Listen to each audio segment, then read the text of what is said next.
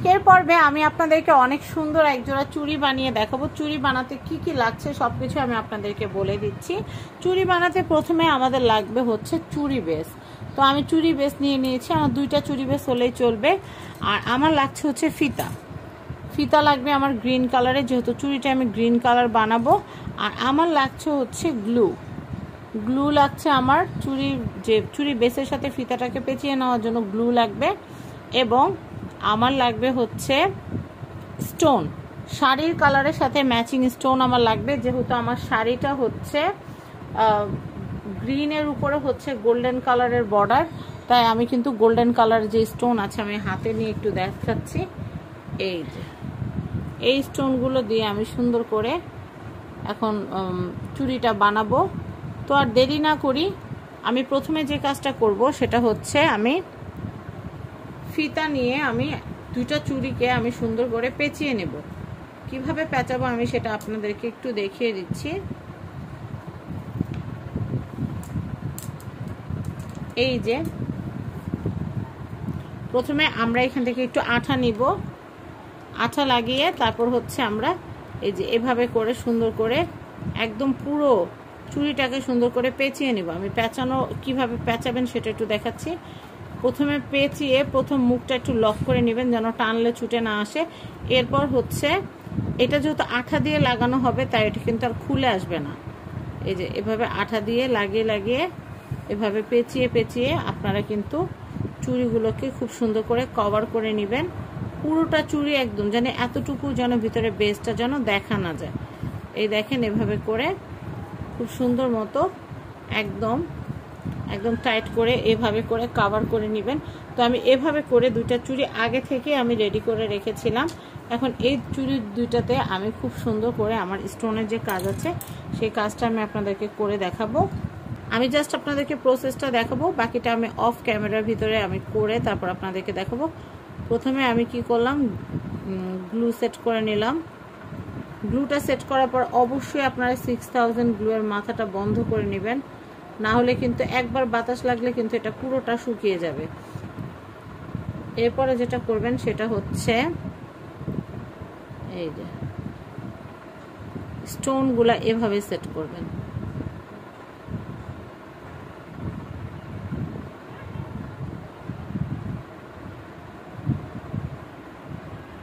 স্টোনগুলো এভাবে করে সেট করবেন। 6000 গ্লুটা শুকিয়ে গেলে কিন্তু খুব সুন্দর হয়ে যাবে। আর এই যে এভাবে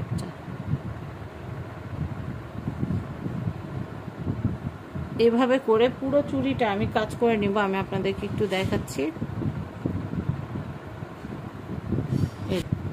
আপনারা সুন্দর করে পাথরগুলো সেট করে নেবেন।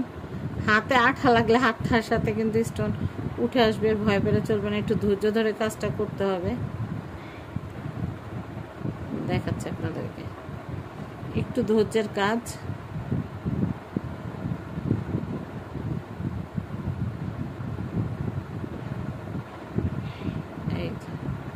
এভাবে করে লাগিয়ে নিতে হবে। আমি আবার দেখাচ্ছি।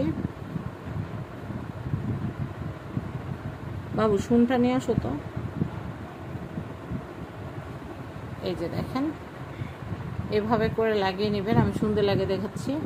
এরপর আমি আবারও দেখাচ্ছি যে আমরা গোল্ডেন একটা স্টোন নিব।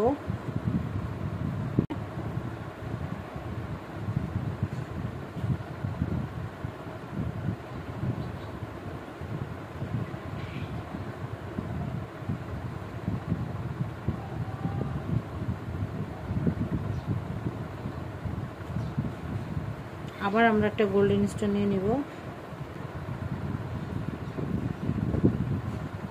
এই যে এইভাবে করে আমরা পুরো চুড়িটা মেক করে নিব।